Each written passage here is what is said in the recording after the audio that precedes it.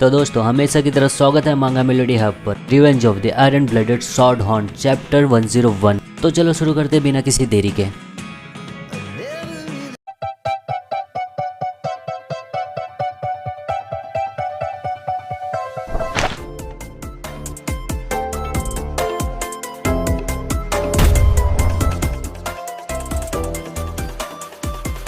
तो हमने देखा था साइंटिस्ट डॉलर्स प्रोफेसर बेंसी को एक डिश ला कर देती है, मेरा मतलब 2 डिश, और प्रोफेसर बेंसी को ये थोड़ा भी उम्मीद नहीं रहता कि ये खाना इतना ज्यादा स्वादिष्ट निकल जाएगा। पूरी तरह चौंक जाता है, पूछता है कौन बनाया ये, क्या तुम लोगों ने सैफायर किया है? डॉलर्स वैकिर की तरफ हाथ दिखाते हुए बोलती है नहीं प्रोफेसर, जो ये बनाया है उसे आप भी अच्छे से जानते हो, और वो रहता है वैकिर जो पहना है विच का कॉस्ट्यूम। ये ट्रेडिशन एकेडमी का बहुत ही पुराना ट्रेडिशन है जहाँ लड़के पहनते हैं लड़कियों का कपड़ा और लड़कियां पहनती है लड़कों का कपड़ा। दूसरे शब्दों में लड़कों को लड़कियों का कपड़ा पहनकर दूसरे लड़कों को खींचना रहता है अपनी तरफ। और किचन में रहता है वैकिर। तुरंत ही पिगी आता है ऑर्डर्स लेकर, 3 प्लेट्स वैकिर स्पेशल फ्राइड राइस। पिगी और भी कई सारे ऑर्डर्स लेकर आया रहता है, वैकिर को सब कुछ बता दिया रहता है। वैकिर खाना बनाता रहता है किचन में ही, बोलता है 2 मिनट में आ रहा है। और उसी भीड़ में घुस कर आता है सैंचो, बोलता है हाँ, जब से वैकिर किचन में घुसा है तब से मेल कस्टमर्स ज्यादा ही आ रहे हैं। और उस भीड़ में कोई और भी आ जाता है, बोलता है फीमेल गेस्ट भी बहुत सारी हैं। वैकिर किचन में बनाता रहता है और ये सभी लोग ऑर्डर्स देते रहते हैं। वैकिर को याद आता है, ये यादें सोचने वाली बात है कि मुझे मौका मिलेगा ऐसे डिशेस बनाने का जो मैं फील्ड में खाया करता था। जब दुनिया का तबाही शुरू हुआ था तब अच्छा खाना ढूंढना बहुत ही ज्यादा मुश्किल था, तो वॉरियर्स को फ्रंट लाइन में जिंदा रहने के लिए उनको जरूरत था अच्छा खाना बनाने का। नहीं खाने वाली चीजों में उन्हें खाए जाने वाली चीजों में तब्दील करना, ये जानना कौन सा हिस्सा जहरीला है और वेजिटेबल्स में कौन सा हिस्सा काटना है, और कैसे बेकार मीट को फ्रेश करना दोबारा, ऐसी ही चीजें। और उन सभी एक्सपेरिमेंट्स में मेरे साथी मेरा साथ देते थे। मॉर्ग फैमिली से जो आलू आए हैं उनका स्वाद बहुत ही बेकार है और उनमें महक आता है जमीन का,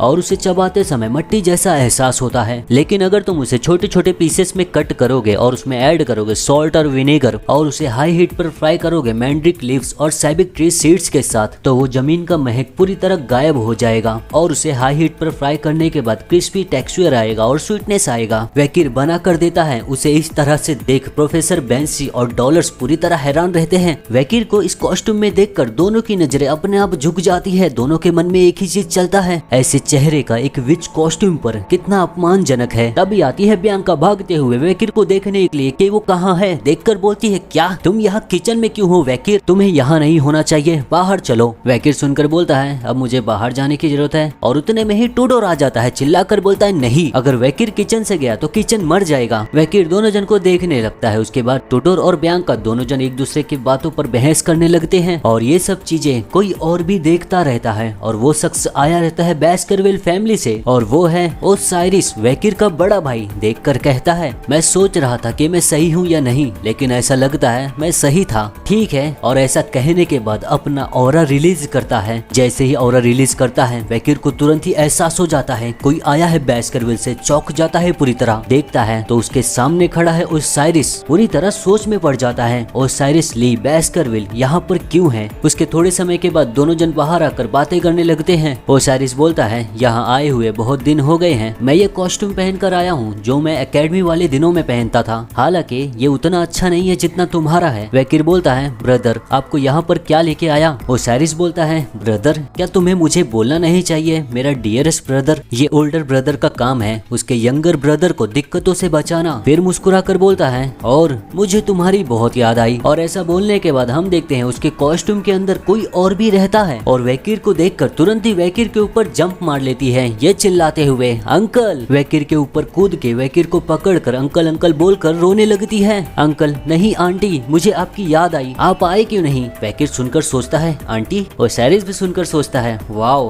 हाँ आंटी। वैकिर को बोलता है पॉमेमेरियन को तुम्हारी सच में बहुत ही ज्यादा याद आई। पॉमेमेरियन को यहाँ एकेडमी में लाने के लिए फादर ने मुझे कुछ समय के लिए छुट्टी दिया। वैकिर सुनकर बोलता है ऐसा लगता है वो आपका इस्तेमाल किए, वह इस पैट्रियार्च को भेज दिया एक्सकोर्ट पर। ओसाइरिस बोलता है हाल ही में पॉमेमेरियन के पास घर की सारी अथॉरिटी है। पिछले महीने पॉमेमेरियन ने बोला था कि उसे पसंद है ब्लड बीन्स चॉकलेट, तो फादर ने तबाह कर दिया monster region western front line और वहाँ बना दिए ककाओ फार्म। फिर पॉमेमेरियन ने शुरू कर दी नारेबाजी कि वो तुम्हें याद कर रही है। और उसका नारेबाजी खत्म हुआ 2 समय का खाना छोड़ने के बाद फादर ने इजाजत दे दिया कि तुम्हें वो मिल सकती है। क्या तुम्हें पता है पोमेमेरियन कितनी दुखी हो गई थी जब तुम वहाँ से गए थे? बहुत ही ज्यादा समय हो गया हमारी प्रिंसेस के चेहरे पर मुस्कुराहट देखे हुए। पोमेमेरियन वकील के गले लगकर यही सोचती है जैसा मैंने योजना बनाया था। ओसाइरिस के चेहरे का भाव देखकर वकील हैरान हो जाता है, सोच में पड़ जाता है ओसाइरिस क्या ऐसा चेहरा भी बना सकता है? एक स्वॉर्ड मास्टर बनने के लिए पहला स्टेज भावनाओं को वापस पाना। शायद से ओसाइरिस को ये खुद भी नहीं पता होगा, लेकिन ये इनके लिए भी अच्छा है। थोड़े समय के बाद हम देखते हैं पोमेमेरियन सो गई रहती है। ओसाइरिस उसे अपनी पीठ पे लेकर बोलता है अब जब एकेडमी में आते ही तुम्हें हम ढूंढ लिए तो ये थक गई है। जब तक हम यहाँ हैं तब तक ये पक्का करना कि तुम पोमेमेरियन के साथ समय बिता सको। वकील बोलता है मैं समझ गया ब्रदर। ओसाइरिस बोलता है और ट्रेड जो तुमने सेटअप किया था बहुत अच्छे से चल रहा है मैसिमेडो नोरस मार्चेंट्स के गठबंधन के साथ। वकील सोचता है मैंने पहले ही सुना पिछले अफेयर्स पर जो कार्यवाही चल रहा था उस पे जो कमीशन था उसे बनाया गया था मेरे एकेडमी में आने से पहले ही, और उसे ओसाइरिस पूरी तरीके से संभाल रहा है। और बेस्करविल और मैसिमेडो नारो फैमिलीज के बीच के गलत कामों का खुलासा हुआ है। उसकी वजह से बेस्करविल फैमिली ऑफिशियली माफी मांगा मैसिमेडो नारो फैमिली से। और मैंने सुना कि उसके चलते बेस्करविल के पुराने मेंबर्स जो गलत कामों में हिस्सा लिए थे उन्हें मार दिया गया। इस घटना के चलते सिंडी विंडी ने भी अपना गुस्सा निकाला और बेस्करविल फैमिली के साथ फोर्सेस ज्वाइन कर लिया। और हाँ, ये उसे ही पता रहेगा कि उसने सच में बेस्करविल फैमिली को माफ किया है या नहीं। प्रेजेंट में देखते हैं ओसाइरिस अपने जेब से कुछ निकालते हुए बोलता है वकील को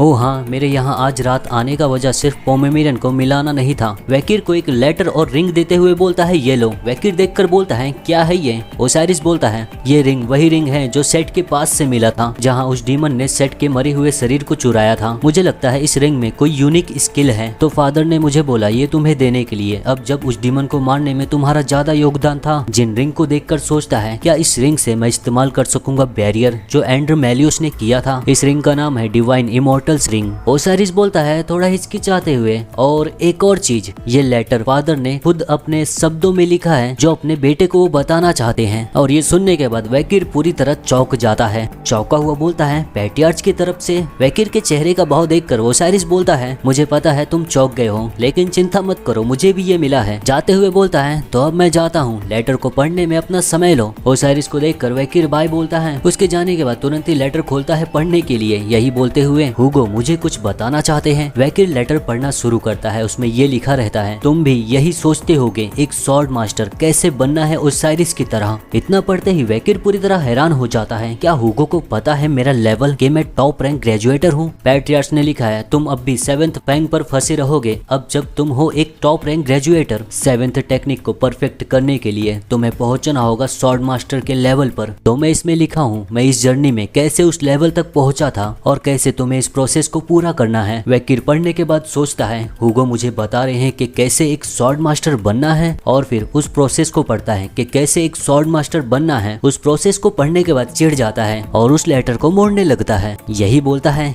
ये है प्रोसेस। फिर हम देखते हैं फेस्टिवल में जहाँ बियांका बैठी रहती है फ्लैट्स पकड़कर, यही सोचती रहती है क्या मुझे अब अकेले ही घूमना होगा। तभी उसकी नजर सामने जाती है एक लाल बालों वाली लड़की पर। उस लड़की को देखकर उसका चेहरा पूरी तरह लाल हो जाता है। बोलती है ओ भले ही ये लोग अपना चेहरा छुपाए हैं उस मास्क के पीछे, लेकिन बस मुझे पता है वो लोग बहुत ही ज्यादा सुंदर हैं और वो कोई और नहीं वो है रोज और केमू मॉर्ग जो आए हैं फेस्टिवल में।